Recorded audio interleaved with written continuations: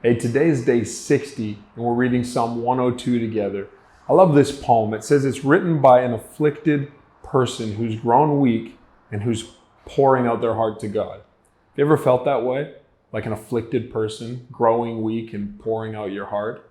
I love this because sometimes when I'm weak, sometimes when I feel afflicted, the last thing I want to do is pour out my heart to God. Instead, I pour out my heart in complaint, or I vent to somebody else. And man, there's nothing wrong with having people around you to share your heart with, but there's something to be said about pouring out your heart to God.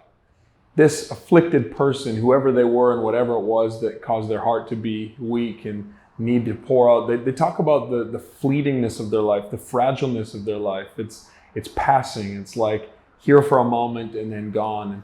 And then they compare the earth, the created things, all that God has created. And in verse 25, it says, "In the beginning you laid the foundations of the earth, and the heaven, they're the works of your hands. They'll perish, but you remain. They will all wear out like an old garment, like clothing that will change and then will be discarded. But you remain the same, and your years will never end." Just these two incredible virtues about God. Imagine that. Even the earth around us is changing.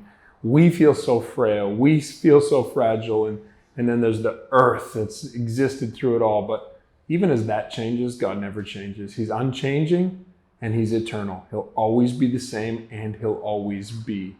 So the circumstance is going to pass. The things around us are going to fade, but God will never change. That's why He's the one to pour out your heart to.